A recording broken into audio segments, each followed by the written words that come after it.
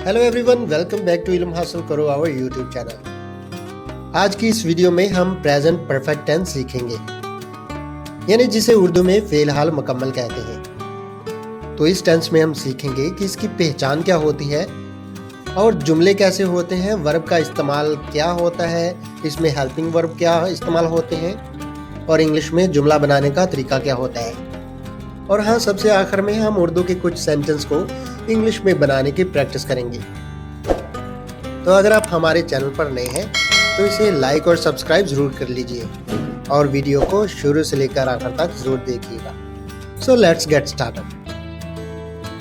फ़िलहाल मुकम्मल, जिसे इंग्लिश में प्रेजेंट परफेक्ट टेंस कहते हैं। इसकी पहचान कुछ इस तरह से होती है कि उर्दू फिक्रे के आखिर में चुका है, चुकी है या चुके हैं वगैरह आता है। इसके अलावा उर्दू फिक्र के आखिर में अलफ है, छोटी है या बड़ी है भी आ सकता है। मसलन हमारे पास यहाँ कुछ जुमले हैं। बच्चे घर पहुंच चुके हैं, परिंदे खेत को खराब कर चुके हैं, बिल्ली दूध पी चुकी है, वो स्कूल पहुंच चुका है। जी हाँ, तो यहाँ आपने देखा कि आखिर में चुके हैं, चुका है या चुकी है वगैरह आ सकता है। इसी तरह हम ये भी कह सकते हैं कि आखिर में अलफ है, छोटी है या बड़ी है भी आ सकता है। तो देखते हैं इसमें वर्ब का इस्तेमाल। इस टेंस में वर्ब की थर्ड फॉर्म इस्तेमाल की जाती है और सब्जेक्ट के मुताबिक हेल्पिंग वर्ब यानी इमदादी फेल हैज या हैव का इस्तेमाल भी किया जाता है।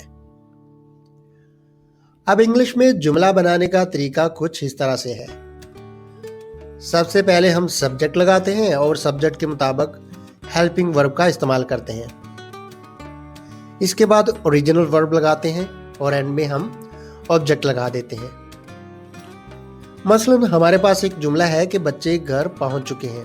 इसमें बच्चे हमारे पास सब्जेक्ट है और बच्चे क्योंकि ज्यादा हैं इसलिए सब्जेक्ट के मुताबिक हैव बतौर हेल्पिंग वर्ब इस्तेमाल होगा और इसके बाद वर्ब की थर्ड फॉर्म इस्तेमाल होगी और सबसे आखिर में होम यानी ऑब्जेक्ट लगा देंगे।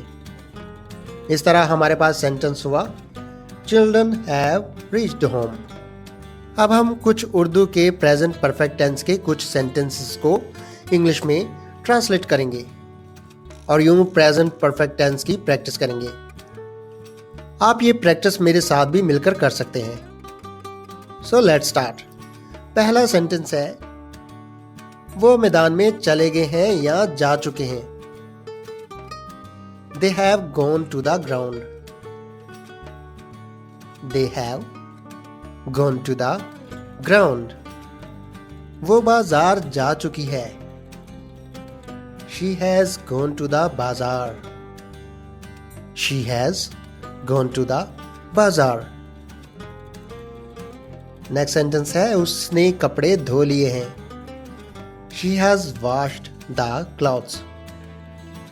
She has washed the clothes.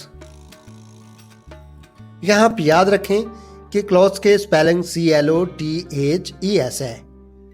इससे मुराद सिले हुए कपड़े हैं और अगर सिंपली TH के बाद सिंपली S आए तो उससे मुराद होगा अनसिले कपड़े जो नहीं सिलाई किए गए। नेक्स्ट सेंटेंस है उसने गाड़ी खरीद ली है। He has bought the car. He has bought the car. यहां आपने देखा कि अगर सब्जेक्ट ही था, क्योंकि ही, शी, इट या कोई सिंगल सब्जेक्ट हो तो उसके साथ हैज का इस्तेमाल किया जाता है। तो इस तरह हमने यहां हैज का इस्तेमाल किया। नेक्स्ट सेंटेंस है मैंने आज बहुत लंबा सफर किया है। I have traveled so long today. I have traveled so long today. उसने कमरा साफ कर लिया है। अभी हमें नहीं पता कि वो लड़की है या लड़का है, इसलिए आप ही या शी कुछ भी लगा सकते हैं। He has cleaned the room. She has cleaned the room. वो पानी पी चुका है। He has drunk water. याद रखें कि ड्रिंक की तीसरी फॉर्म ड्रंक है। drink, drink, drunk. He has drunk water. वो कपड़े सिलाई कर चुकी है. She has sewed the clothes. She has sewed the clothes. वो सवालात हल कर चुका है. He has solved the sums.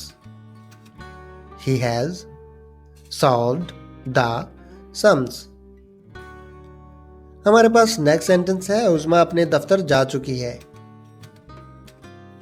उज़मा has gone to her office. उज़मा has gone to her office. उसने पानी पी लिया है. He has drunk water. He has drunk water. Next sentence है. अम्मी ने नाश्ता बना लिया है. Mother has prepared the breakfast. Mother has prepared the breakfast. तुमने मुझे धोखा दिया है. You have cheated me. You have cheated me.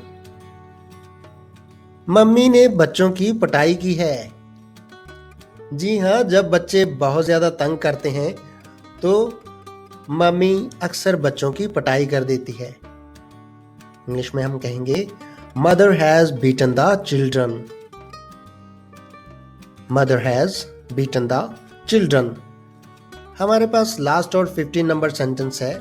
वो अपने ससुराल जा चुकी है. She has gone to her in-laws.